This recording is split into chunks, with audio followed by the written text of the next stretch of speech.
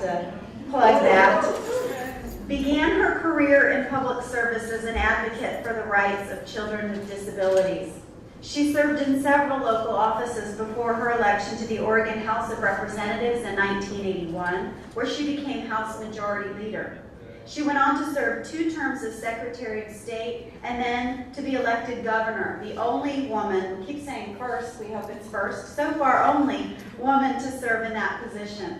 As Oregon's governor from 1991 to 1995, she's been recognized for her achievements in streamlining state government while also improving public services and for her environmental management. The governor went on to hold numerous prestigious positions in the field of education, both at the John F. Kennedy School of Government at Harvard and Portland State University's Hatfield School of Government, and to continue her public service as a board member of numerous nonprofit organizations. And she is currently serving on Portland's Metro Council. Her recent book, Up the Capitol Steps, A Woman's March to the Governorship, is only the 3rd autobiography published by an American woman head of state, and it's available at the OSU press table out in the lobby afterwards if you're interested. It's a wonderful and fascinating story.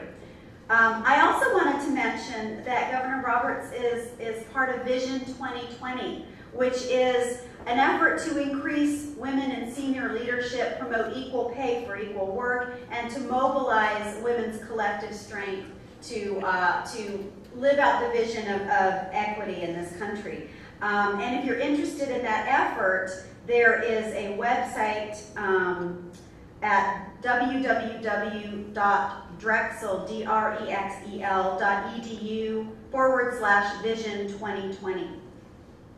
So it is my pleasure to introduce Governor Roberts, who's going to close out the symposium speaking about celebrating our history, making new history. Please join me in welcoming her.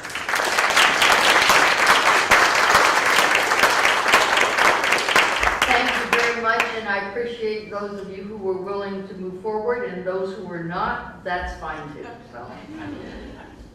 You know, the original title that I submitted some time ago when I was asked to come and speak today was Women in Leadership Looking to the Future.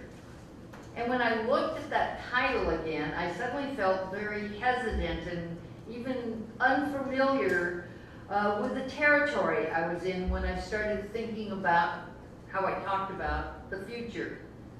For the past 6 years, I have been almost entirely focused not on the future, but on the past.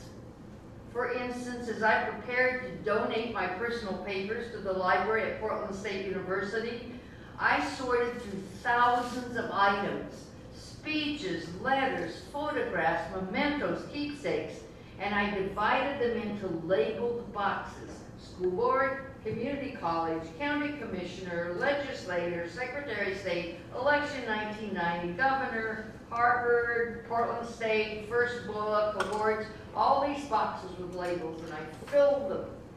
And then the assembled boxes, 47 large cardboard containers, went away.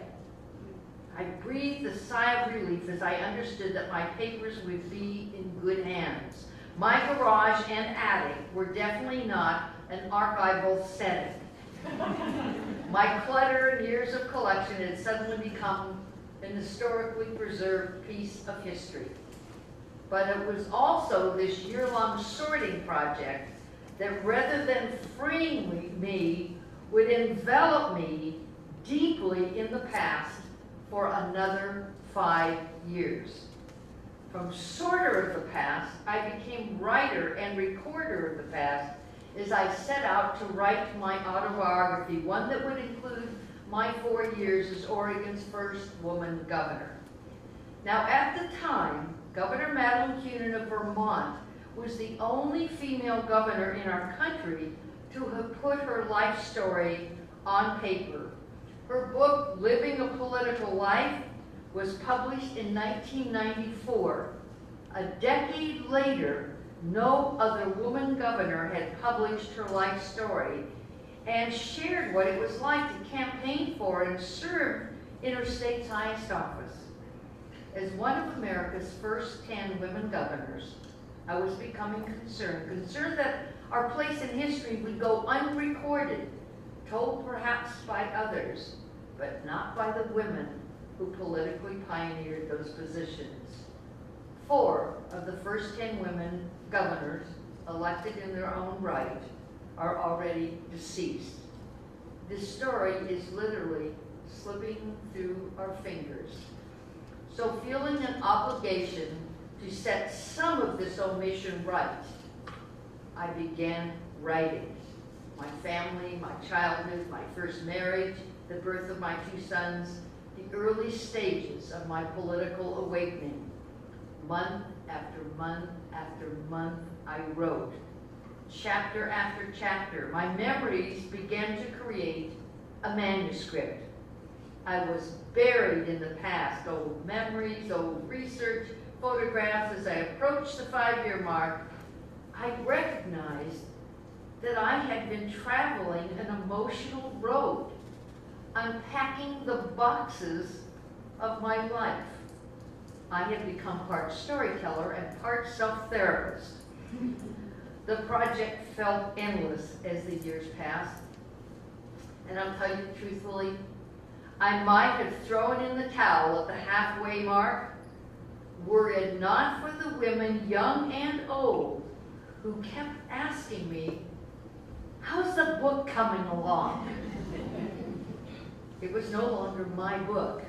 It was no longer my book because it was our book, our history, our story, our time.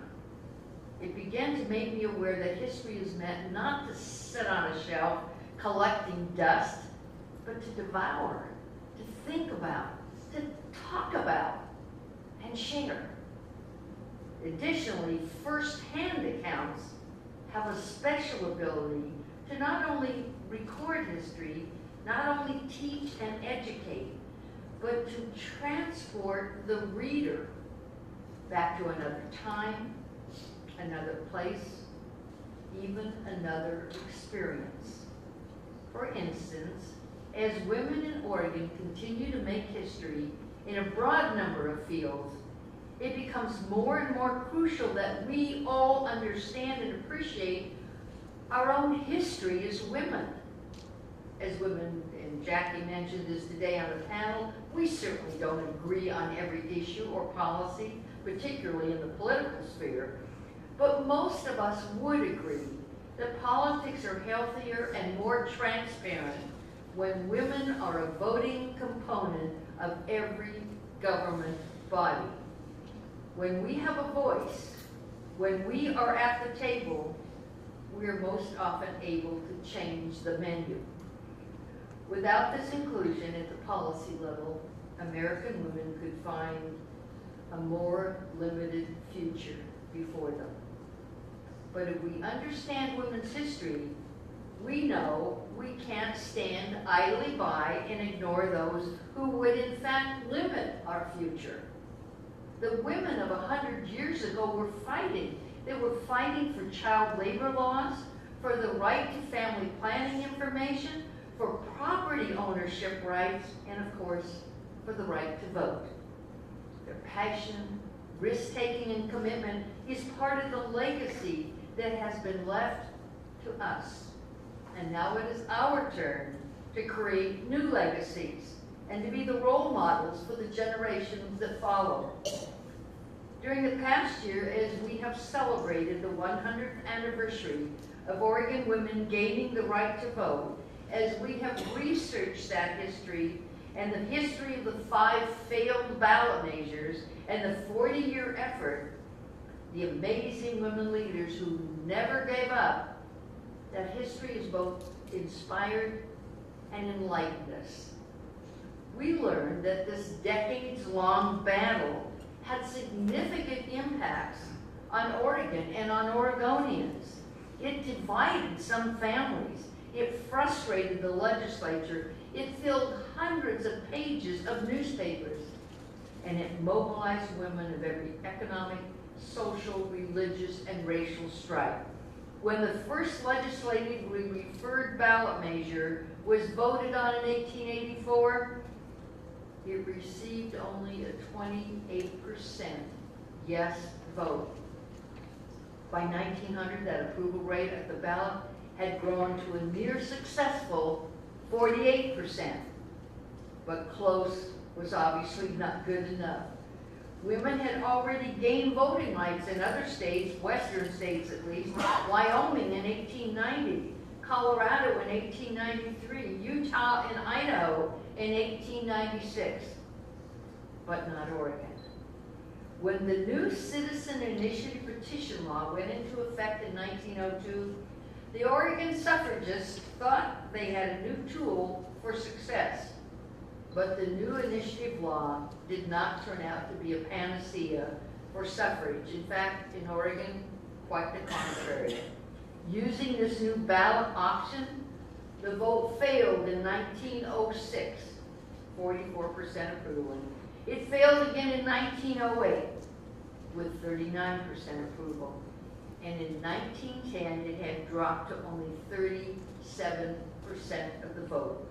The issue was going steadily downhill in Oregon. And here, right here in our history lesson, we are given a model for approaching the future.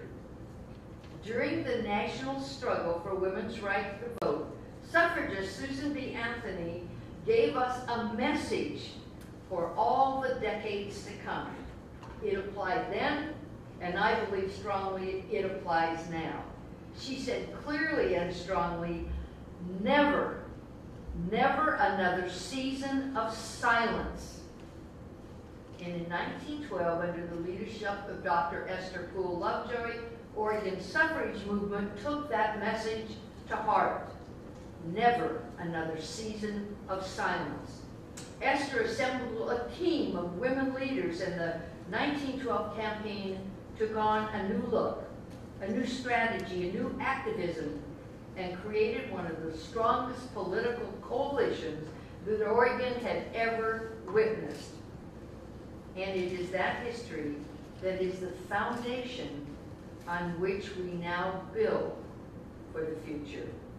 The campaign of 1912 was a campaign worthy of success even in today's modern political climate. It moved a loss of 37% in 1910 to a win of 52% in 1912. And believe me, after we got the vote, you could really say never another season of silence.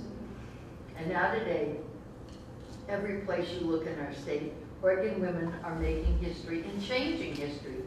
And that is particularly true in the arena of politics and electoral positions. Women are in decision-making roles at every level of government in our state. School boards, the state legislature, local government, Congress, the judiciary. I believe it is accurate to say we have witnessed a political revolution for women in public office. But I always hesitate about celebrating these electoral gains without first acknowledging some of the sacrifices that earlier women made, what I think of as the cost of later political victories. In Oregon, two viable, experienced, capable women, Betty Roberts and Norma Powell, ran for governor and lost. Two women ran for the U.S. Senate and lost. A 100% qualified woman ran for state treasurer and lost. Women ran for Congress in Oregon and lost. But one painful brick after another, they laid the path that helped me and other women win. As I think back to the all-male legislature that placed the suffrage measures on the ballot, and the all-male citizens who signed those early initiative petitions. Of course, women couldn't sign because we couldn't vote.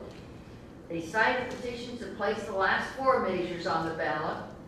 And the men who voted from 1884 to 1912 for and against women's voting rights, I sometimes wonder how they would react to the elected history of Oregon's women.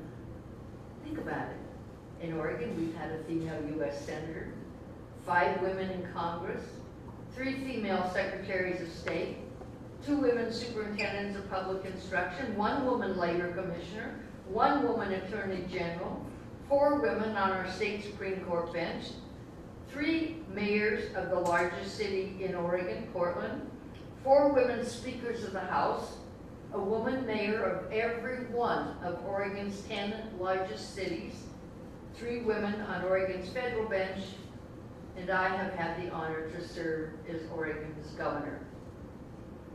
Add to that our women legislators, city council members, mayors, county commissioners, community college and local school boards, county clerks, the list goes on and on of elected women across the state. What would those men of 100 years ago think about our history? Because they helped create it. More and more bricks, a longer and longer path. And before you know it, it's no longer simply a path. It is that solid foundation on which new women leaders may stand tall. It is now impossible to put Jeannie back in the bottle. It is no longer simply our history. It's our future. Never another season of silence. And when we consider breaking the silence, I am reminded of a very special tradition. Among Native American tribes, there have been for centuries storytellers who pass on the ancient memories of their lands and their peoples. Many of those stories have lessons that are passed on to new generations. I have come to realize that as women, we have been way too modest, perhaps way too busy, to share the stories that we have experienced during the decades since we acquired the vote and the right to own property and to become doctors and college presidents and scientists and business leaders and lawyers and labor union leaders and elected officials. We have needed storytellers. We have needed storytellers if we are to be prepared for our future. We need the lessons, and we certainly need the inspiration. Now, for those of us who are more mature like me, we sometimes need to be reminded how far we've come. We forget. For younger women, we need to tell them that this progress did not come without scar tissue for women. We need to remind them and tell them and teach them. As a young girl growing up in small town Oregon, I had no important women role models to follow. No women mayors or county commissioners, no women ministers or school principals, no women business owners in my small town, no female newspaper reporters, certainly no women on the radio in that time. But I remember earning a Girl Scout badge for women's history and learning about Helen Keller and Susan B. Anthony and Joan of Arc and Eleanor Roosevelt and Amelia Earhart. Those women gave girls of the 1940s and 1950s new ideas to think about, maybe even dream about. Small town high school girls in the early 1950s had few expectations for the future. They usually married and had children and disappeared into the kitchens of America. And nobody, not even bright, capable, energetic young women, questioned their lack of choices. So without role models or encouragement, think of the potential of female success and leadership that was lost to our communities, to our country. Just think about it. It just sort of disappeared.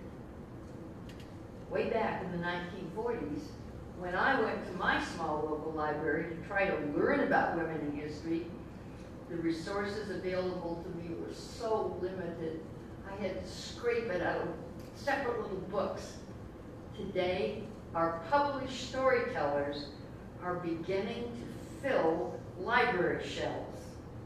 Hillary Clinton, Molly Ivins, Governor Ann Richards, Governor Jennifer Granholm, Governor Sarah Palin, Maya Angelou, Madeleine Albright, Oprah Winfrey, books by women who have made great accomplishments and put their story in a book.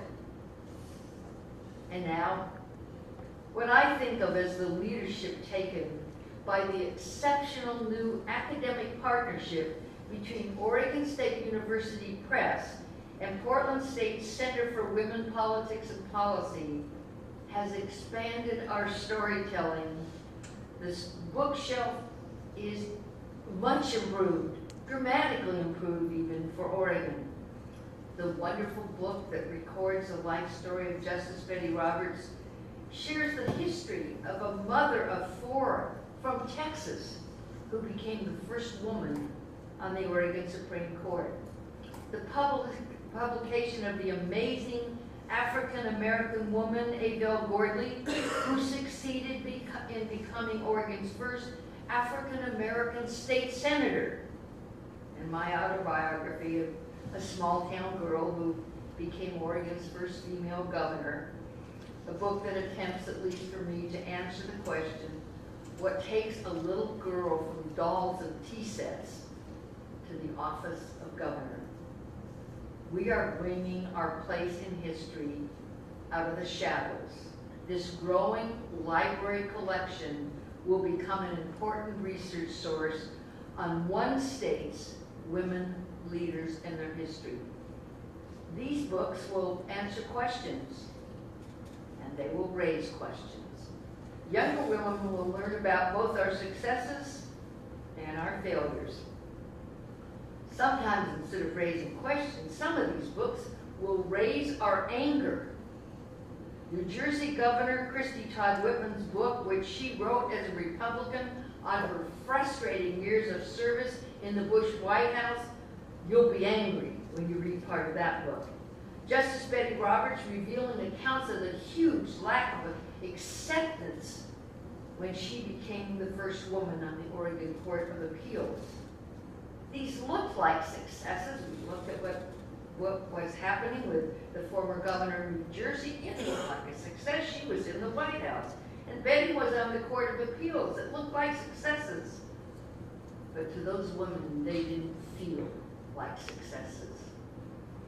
Just as one robin does not make a spring, a handful of elected women does not represent political balance and equity. Today, most states have not even yet elected a woman governor. The percentage of women in state legislatures across the country today, even today, is less than 25%. The Congress, women members have yet to reach 17%. Going back to 2009, the Center for American Women in Politics at Rutgers University came up with some real numbers that they shared with us then. At that point, 2009, a total of 252 women have served in Congress, 252, as compared with over 11,500 men. Spring is a long ways off. Yet I strongly believe that the future of America may well rest with the growing leadership of our nation's women. The environment, education, the economy, healthcare, the arts, childcare, our legal system, our community quality of life, decent housing, safe schools, our leadership in every facet of American life, our voices, our impact will put a brand on this nation that our children and grandchildren will inherit. This election year, especially at the national level, has been a difficult and demeaning one for women. The male candidates who have belittled women who have been victims of rape, the threat that family planning information and services could be withheld, stating that a college-age woman who wishes to have access to birth control must be a tramp or perhaps even a prostitute. Saying that publicly in this campaign, in this time in history, attacking highly skilled, credentialed women candidates as if they were unprepared to serve, questioning our abilities and our legitimacy as office holders. But women candidates across the country have held their ground. And we are already seeing some early inroads, some of them right here in Oregon.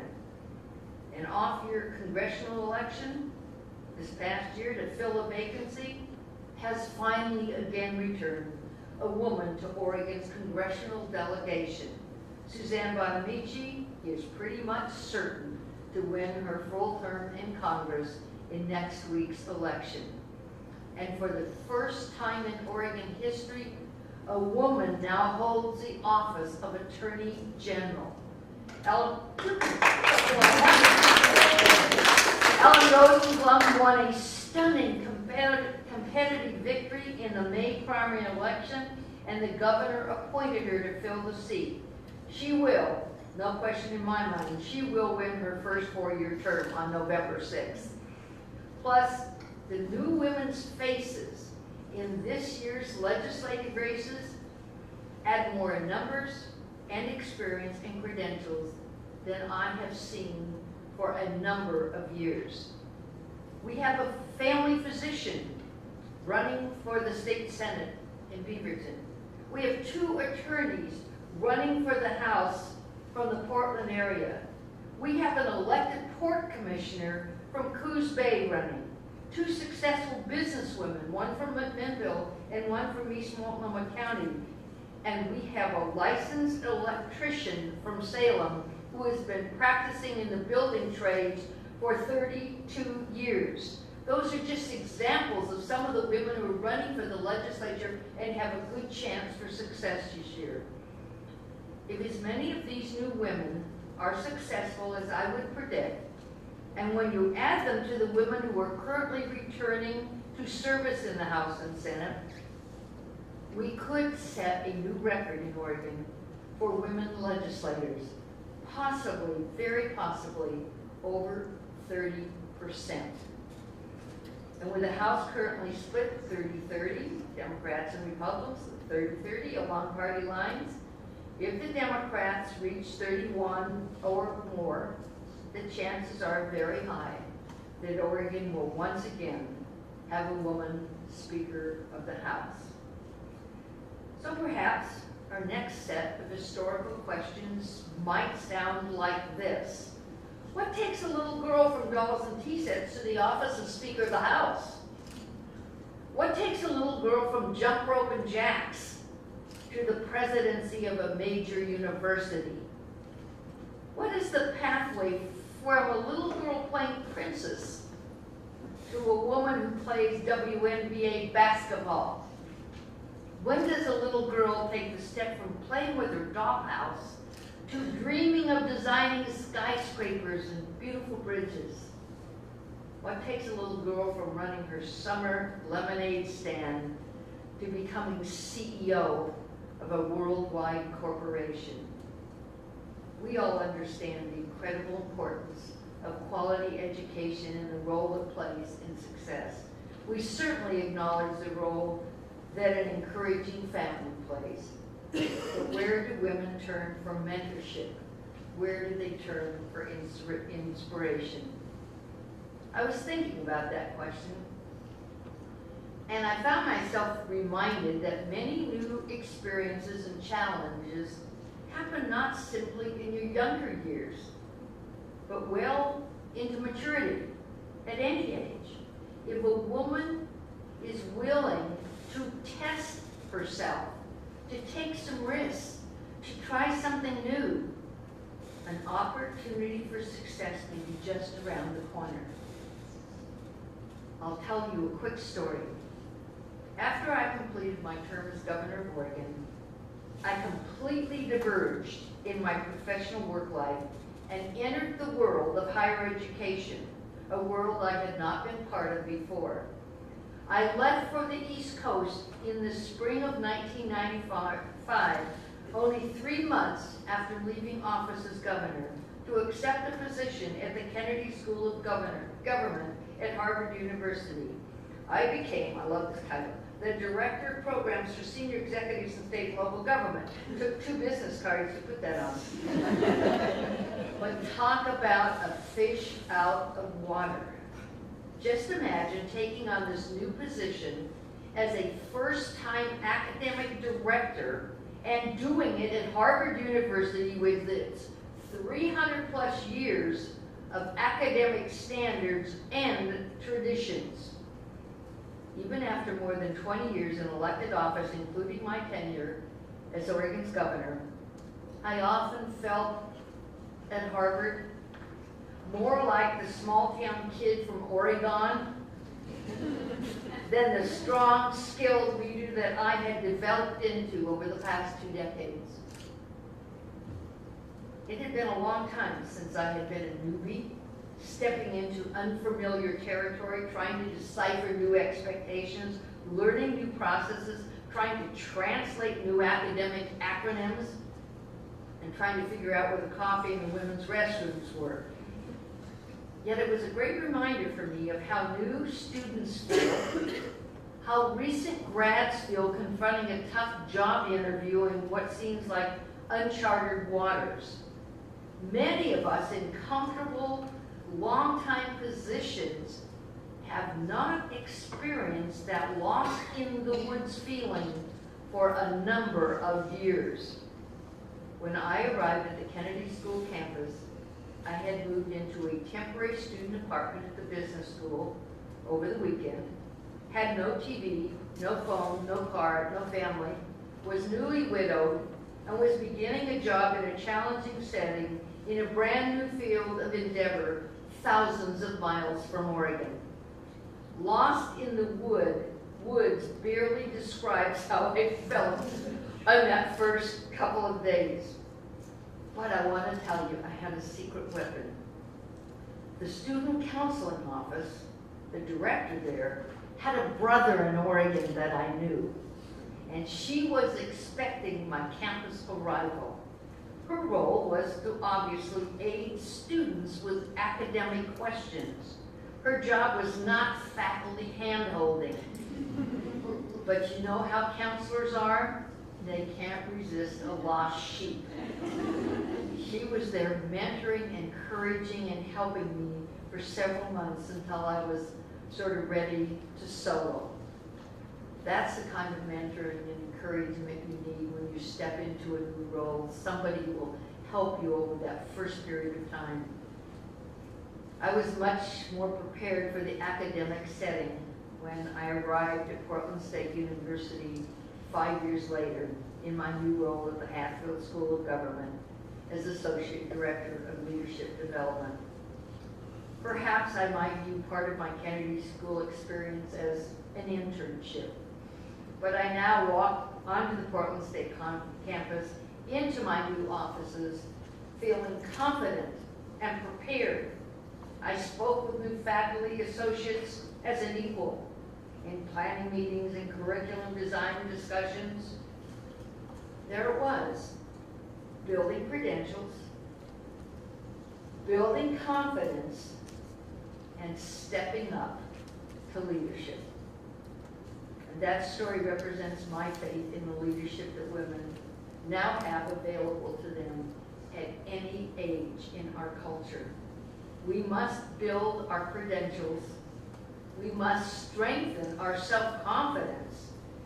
We must test ourselves. And we must believe that there is more than one path, more than one facet to our lives. And we must be willing to stand up and speak up when others attempt to stifle our dreams, to limit our rights, or to decide our future. That is our job, nobody else's. And along the way, when leadership or risk-taking appeared to be too difficult, too challenging, perhaps not worth fighting for, I would simply leave you with this thought. from the diary of Anne Frank.